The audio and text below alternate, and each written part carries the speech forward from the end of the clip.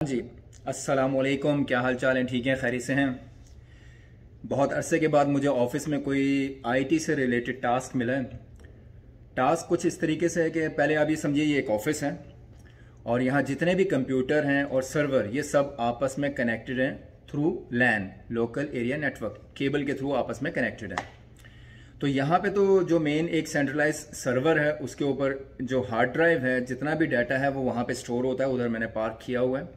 और end user पे जितने भी कंप्यूटर्स हैं, जो भी यहाँ यूज़र्स हैं, उनके कंप्यूटर पे मैंने वो हार्ड ड्राइव, जो सर्वर की ड्राइव है, वो उसको मैंने मैप किया हुआ है, ताकि जो भी एवरी इंडिविजुअल यहाँ पे अपना कंप्यूटर ओपन करेगा तो वहाँ जो सर्वर की ड्राइव मैप की हुई है उसे वहाँ से वो ओपन करेंगे और जिस प्रोजेक्ट पे वो लोग काम कर रहे हैं उसी से रिलेटेड फाइल को वो वहाँ पे ओपन करेंगे, उससे रिलेटेड सॉफ्टवेयर में। जैसे कि ये एक आर्किटेक्चरल फर्म है तो यहाँ ज़्यादातर ऑटोकैड, रिविट और इस तरह के सॉफ्टवेयर यूज़ होते हैं। तो उससे रिलेटेड फाइल अगर रिविट की है तो रिविट की फाइल को ओपन करेंगे रिविट के सॉफ्टवेयर में, उसके ऊपर अपना वर्किंग स्टार्ट कर देंगे। तो वो रियल टाइम में सर्वर की ड्राइव में सेव हो रहा होता है, मतलब किसी के इंडिविजुअल पीसी पे वो डाटा स्टोर नहीं होता। ठीक हो गया? यहाँ तक तो बात समझ आ गई। अब समझ लीजिए इस ऑफिस से हट के बाहर कहीं किसी और, हमारा कोई साइट ऑफिस है, वहां पर अगर जो यूजर हैं वो सेम डेटा जो जिस प्रोजेक्ट पे ये लोग काम कर रहे हैं उसी पे वो भी अगर काम करना चाहें तो यही डाटा उनको अवेलेबल हो जाए, यानी जो यहाँ के सर्वर पे उनको वहां पे एक्सेस मिल जाए उसी फोल्डर की, उसी प्रोजेक्ट के फोल्डर की। तो वो कैसे पॉसिबल है?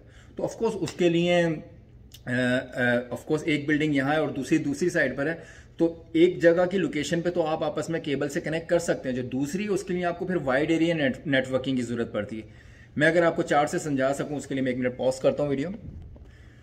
हाँ जी, जल्दी में मैंने क्या कहते हैं एक प्रिंट आउट लिया है। तो आप ये देखिए, ये समझ लीजिए ये ऑफिस है यहाँ का, इस वक्त जो करंट ऑफिस है ये उसका सर्वर है। इसी सर्वर की ड्राइव में जितना भी डाटा है वो इसी ड्राइव में स्टोर किया हुआ है। ठीक है? और ये सारे एंड यूजर जितने भी पीसीज हैं वो ये ड्राइव इनके कंप्यूटर के ऊपर मैंने मैप की हुई है और ये जब चाहें उस यानी कि वहाँ बैठ के काम करते हैं, डाटा ऑटोमेटिकली यहाँ स्टोर हो रहा है। अब अगर ये हमारा ऑफिस है, ऑफिस की साइट एक दूसरी साइट है, दूसरी लोकेशन में किसी और दूसरे सिटी में, यहाँ बैठ के जो लोग हैं वो इसी ड्राइव को, इसी सर्वर में मौजूद डाटा को, उस प्रोजेक्ट को जिस पे ये लोग काम कर रहे हैं वो भी एक्सेस कर सकें।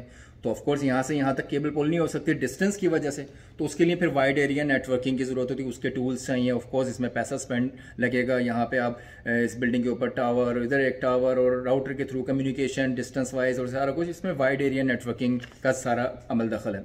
ठीक है? अभी आपने ये तो काम करना नहीं है, तो खर्चा करना नहीं है, तो फिर आपको क्लाउड कंप्यूटिंग की जरूरत पड़ती है। अब क्लाउड स्टोरेज डिफरेंट कंपनीज हैं जो प्रोवाइड करी हैं। गूगल ड्राइव भी है उसी में से एक, और माइक्रोसॉफ्ट की वन ड्राइव और ड्रॉप बॉक्स, इस तरह की बेशुमार हैं। तो मैं यहाँ पे बात करने लगा हूँ वन ड्राइव की, क्योंकि ऑलरेडी मेरे पास यहाँ पर ऑफिस में सब्सक्रिप्शन है माइक्रोसॉफ्ट 365 ऑफिस की। तो उसके साथ मुझे Microsoft every individual email ID के साथ 1 टेराबाइट की क्लाउड स्टोरेज देता है वन ड्राइव के ऊपर। तो अब मेरे पास बहुत सारी सब्सक्रिप्शन अभी अवेलेबल है।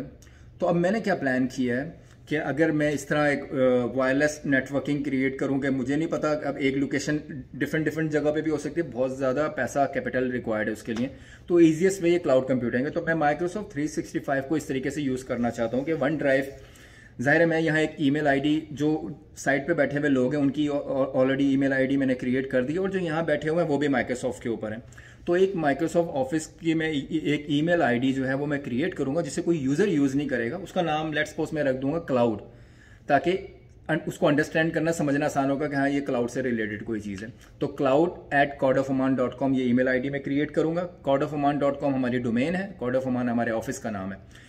तो जैसे मेरी ईमेल आईडी amil@cordofoman.com, तो इसी तरीके से मैं cloud@cordofoman.com एक ईमेल आईडी क्रिएट करूंगा, जस्ट इसलिए कि उसके बिहाफ पे मुझे 1 टेराबाइट की क्लाउड स्टोरेज मिल जाएगी वन ड्राइव के ऊपर।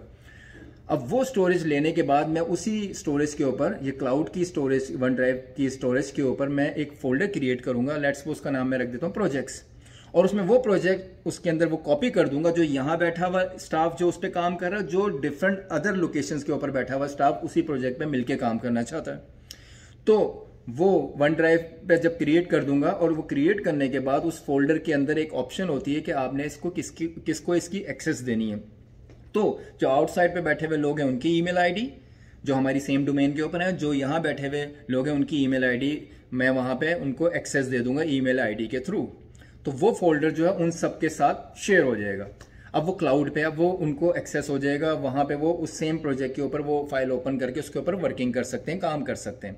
ठीक है, अब यहाँ एक चीज़ और आएगी, वो ये आएगी कि अगर मैं वन ड्राइव के ऊपर वो प्रोजेक्ट का फोल्डर रख के शेयर कर देता हूँ सबको, और वो उनको अवेलेबल हो जाएगा, उनकी वन ड्राइव के थ्रू उनको शेयर्ड में वो चीज़ नज़र आ जाएगी, वो प्रोजेक्ट, और वो उसको रियल टाइम में ओपन कर सकते हैं, उसके ऊपर काम कर सकते हैं। पर वहाँ एक प्रॉब्लम आएगी, वो ये कि अगर जेपीजी फाइल है तो वो जेपीजी फाइल तो वहाँ आपको इंटरनेट एक्सप्लोरर पे भी, गूगल क्रोम के ऊपर भी व्यू दे देती है। बट अगर रेविट की फाइल है और कैट की फाइल है तो क्लाउड के ऊपर रेविट और कैट तो इंस्टॉल नहीं हुआ होता, अनटिल अनलेस उनको वो फाइल को डाउनलोड करना पड़ेगा। डाउनलोड करने के बाद अपने पीसी पे फिर उसको ओपन करेंगे उस सॉफ्टवेयर में, फिर उस पर वर्किंग करेंगे, सेव करेंगे, फिर दोबारा अपलोड करना पड़ेगा। फिर ये एक हेक्टिक काम है। तो फिर इसके लिए तो हम सिंपल सा उनको ईमेल कर सकते थे, ईमेल करके वो लोग डाउनलोड करते, उसके ऊपर काम करते, काम करने के बाद एडिट करके उसको दोबारा से हमें ईमेल बैक कर देते, और मैं फिर यहाँ पे मेन सर्वर की जगह पे उसको डाउनलोड कर लेता, वहाँ रख देता जहाँ उसको पार्क करना है। तो ये वही एक प्रोसीजर हो जाता।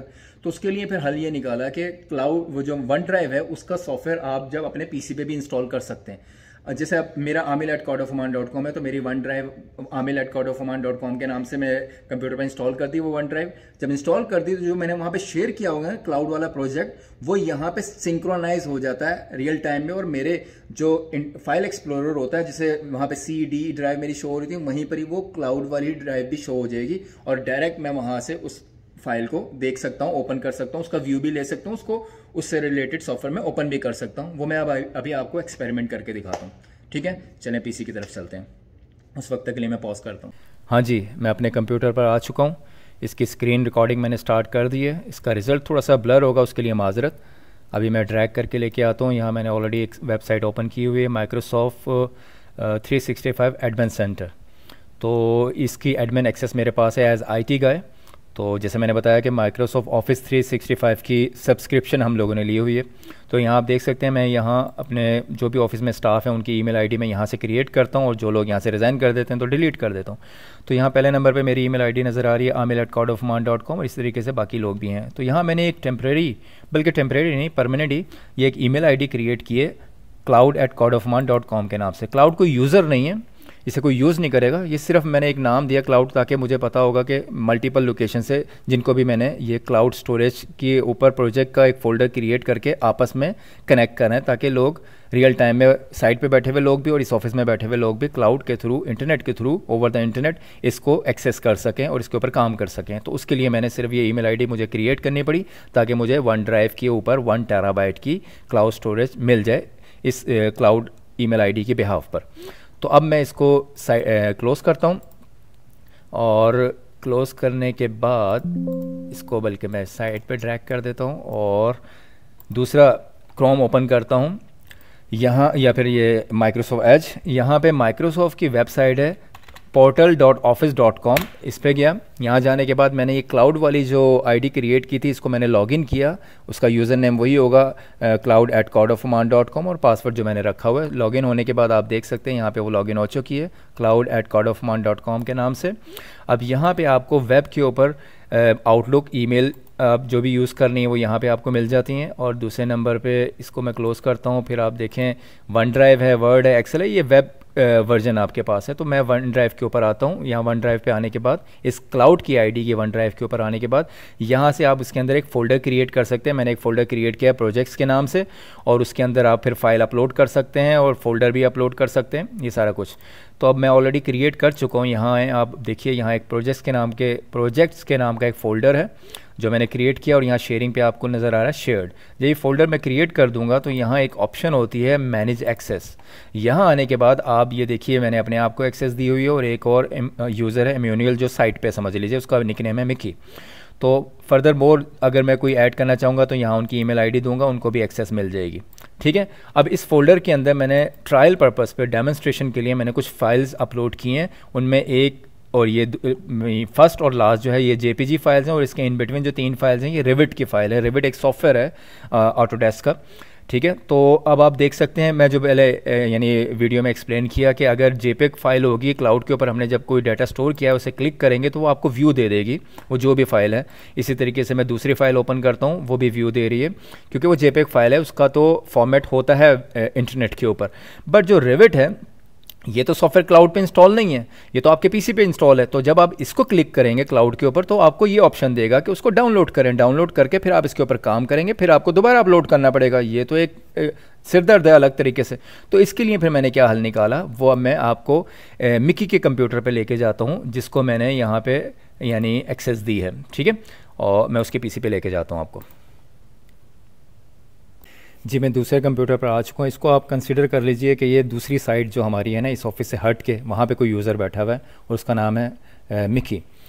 तो अब यहाँ आने के बाद मैं ब्राउज़र ओपन करता हूँ और उसकी वही portal.office.com की वेबसाइट पे जाता हूँ, जहाँ वो ऑलरेडी लॉगिन हुआ होगा अपने ईमेल आईडी से। यहाँ आप देख सकते हैं मैनुअल उसका नाम है, निकनेम mickey@cardofoman.com, ऑलरेडी वो लॉगिन है।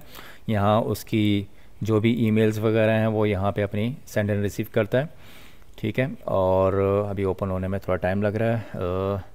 सेकंड एनीवे हम जाते हैं इधर वन ड्राइव के ऊपर। वन ड्राइव पे गए तो यहाँ वन ड्राइव पे आप देख सकते हैं ये उसकी अपनी जो फाइल्स उसने अपलोड की हुई है अपनी वन ड्राइव के ऊपर, जो 1 टेराबाइट की उसको क्लाउड स्टोरेज मिली हुई है। यहीं एक फ़ोल्डर आ रहा है शेयर का। यहाँ आपको ये प्रोजेक्ट्स मिल गए जो मैंने क्लाउड के ऊपर, ये आप देख सकते हैं CUA क्लाउड, जो क्लाउड के ऊपर मैंने बना के शेयर किया हुआ था, मिकी को एक्सेस दी हुई थी उसकी। तो यहाँ उसको वो शो हो रहा है। इसको जब वो ओपन करेगा तो ओपन करने के बाद उसके अंदर जो फाइल्स हैं आप देख सकते हैं, वही JPEG 2 फाइल नज़र आ रही हैं, 3 रेविट की, सब यहाँ 5 फाइल्स यहाँ नज़र आ रही हैं। तो इसी तरीके से वो जो मैंने इशू बताया था कि वेब के ऊपर जैसे हम ये JPEG फाइल होती है वो तो आराम से ईजिली व्यूएबल होती है, वो आराम से आप उसको जस्ट क्लिक करें और वो वहीं पर ही व्यूएबल हो जाती है। बट रेविट की फ़ाइल या कैट की फ़ाइल या कोई दूसरे सॉफ्टवेयर की है तो वो उसको डाउनलोड करना पड़ता है। तो इससे बचने के लिए अब हमें क्या करना पड़ेगा, यहाँ पे भी आपने देखा वो डाउनलोड की ऑप्शन दे रहा था। तो अब हम यहाँ पे ऑप्शन आ रही थी सिंक की, इसको यहाँ पे सिंक कर देंगे और ये सिंक्रोनाइज़ हो जाएगा। वो सिंक करने के बाद आप देखते हैं यहाँ पे आपको शो हो रहा है। इसका एडवांटेज क्या होता है, बिल्कुल जैसे मैं आपको दिखा सकूँ कि यहाँ पे टास्क बार में आप देख सकते हैं कि ये वन ड्राइव यानी माइक्रोसॉफ्ट विंडोज़ 10 और 11 इसके अंदर बाय डिफ़ॉल्ट यानी प्री इंस्टॉल्ड होता है वन ड्राइव। उसमें सिर्फ आप अपने जो आपका मिकी का यूज़र था तो mickey@cardofoman.com से वो लॉगिन कर सकता है इसको वन ड्राइव को। लॉगिन करने के बाद जब यहाँ पर वो सिंक करते हैं, सिंक का बटन प्रेस करते हैं तो वो ऑलरेडी इसके साथ सिंक्रोनाइज़ हो जाती है इस ड्राइव पर। जब हम इसको मिनिमाइज़ करते हैं तो फिर आप देखिए उसके बाद इसका इम्पैक्ट क्या होता है इस पीसी में। जैसे दिस पीसी को ओपन किया, यहाँ CD ड्राइव आ रही है और ये विंडोज़ एक्सप्लोरर लेफ्ट साइड पे आप देख सकते हैं जहाँ पे ये दिस पीसी और ये सब कुछ आ रहा है, वहाँ ये कॉर्ड ऑफ ओमान का भी शॉर्टकट आ गया। इस पर क्लिक करेंगे तो ये वही फोल्डर है जो मैंने क्लाउड के आईडी के ऊपर उसकी वन ड्राइव के ऊपर क्रिएट किया था और वही फाइल्स आपको यहाँ नज़र आ रही हैं। तो जिनके आगे स्टेटस पे ये टिक मार्क है, इसका मतलब ये है कि ये स्टैब्लिश हो चुकी है, यानी इस पीसी के अंदर भी ऑफलाइन और वहाँ सर्वर जो मेन प्रोजेक्ट फोल्डर है क्लाउड का वहाँ पे भी अवेलेबल है। तो इसी तरीके से अब ये देखें यहाँ इसने बाकायदा इसका फॉर्मेट भी शो कर दिया कि ये रिविट की फ़ाइल है और इसको जब मैं डबल क्लिक करके ओपन करूँगा तो इस रिविट के सॉफ्टवेयर जो इस मिकी के कंप्यूटर पे इंस्टॉल है उसके ऊपर ये फ़ाइल ओपन हो जाएगी, डायरेक्टली डाउनलोड नहीं करनी पड़ेगी। ओपन होने के बाद ये देखिए ओपन हो रही है उसके अंदर और इसमें थोड़ा टाइम लगेगा तो ईजिली वो इसके ऊपर काम कर सकता है। और जब उसको जो चेंजेस करेगा, जब वो उसे सेव करेगा तो वो ऑटोमेटिकली प्रोजेक्ट का जो क्लाउड की वन ड्राइव के ऊपर प्रोजेक्ट का फोल्डर है वो उसके ऊपर भी वो अपडेट हो जाएगी। तो यानी कि जब वो उसके पीसी पे जाके हम लोग देखेंगे मेन क्लाउड वाले वन ड्राइव के ऊपर तो ये मिकी ने जो चेंजेस की होगी वो वहाँ पे भी अपीयर हो चुकी होंगी। तो रियल टाइम में कोई भी कहीं पे भी बैठ के इसके ऊपर काम कर सकता है। तो ये तरीका मुझे समझ आया था जो मैंने किया और मेरे ख्याल से मेरे लिए तो इस कंपनी के लिए भी वो काफ़ी यूज़फुल रहा। तो उम्मीद करता हूँ अगर आपको कभी ऐसा कुछ चीज़ फेस करनी पड़ी तो आपके लिए भी बहुत यूज़फुल रहेगा। तो अभी ये फ़ाइल ओपन हो रही है क्योंकि ये फ़ाइल जो थी इसके ऊपर उन्होंने रिविट 2024 पे काम किया था और मेरे पास जो इंस्टॉल है 2025 है, तो इसलिए वो अपग्रेड कर रहा है। इसको अपग्रेड करने के बाद वो फ़ाइल यहाँ ओपन हो जाएगी। और एक और चीज़ मैं आपको दिखा सकता हूँ कि आया ये वाकई में एडिट करने के बाद काम करती है कि नहीं करती। उसको मैं कैंसिल करता हूँ। कैंसिल करने के बाद इसको क्लोज़ करता हूँ। क्लोज़ करके इसको मैं 1 मिनट साइड पर, अब ये समझ लीजिए कि ये 3rd नंबर की फ़ाइल है 02। इसके ऊपर मैं राइट क्लिक करता हूँ और मैं इसको यहाँ से एडिट करता हूँ। 02 के आगे मैं AB लेटर ऐड कर देता हूँ। ठीक है, अब हम देखते हैं कि रियल में जो प्रोजेक्ट का फोल्डर था जहाँ से मैंने इसे क्रिएट किया था वहाँ पे भी ये जो सेकंड फाइल है इसके आगे AB मेंशन हो गया है कि नहीं, ये वहाँ जाके आप पता करें, यानी कि मुझे जाना पड़ेगा वापस। ठीक है, चलें, ओके जी जनाब, मैं अपने कंप्यूटर पर वापस आ चुका हूँ। अभी आपको बस इधर उधर ही घुमा रहा हूँ पर कुछ सीखने के लिए तो फिर थोड़ा बहुत तो कुछ बर्दाश्त करना ही पड़ेगा। तो अब यहाँ आने के बाद मैं दोबारा से वो जो क्लाउड की आईडी बनाई थी मैंने उसके पोर्टल पे जाता हूँ, portal.office.com, और यहाँ पर ऑलरेडी वो लॉगिन होगी। मैंने पहले ही ज़ाहिर इस पर एक दफ़ा कर चुका हूँ, ये वापस आ चुका हूँ उसी मेन क्लाउड की आईडी के ऊपर, और इसी की वन ड्राइव पर जाता हूँ जहाँ मैंने फ़ोल्डर क्रिएट किया था प्रोजेक्ट्स का।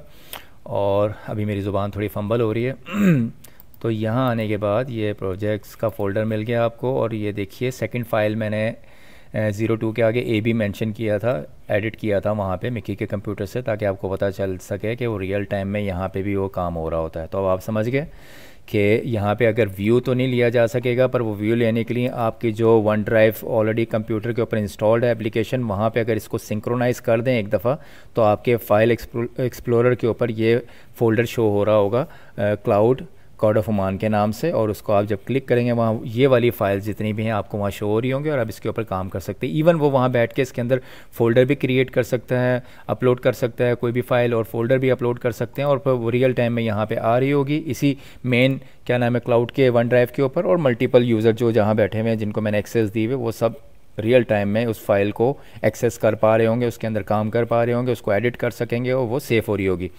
बट बिहाइंड द सीन फिर मैं ये करूँगा कि मैं यहाँ पर जितना भी डाटा होगा मैं वक्तन फ़वक्तन उनको कॉपी करके अपने लोकल एरिया का जो सर्वर है वहाँ पे एक फ़ोल्डर क्रिएट करके वहाँ पे उसको मैं पेस्ट भी करता रहूँगा, ताकि वो मेरे पास एक बैकअप भी जनरेट होता रहे।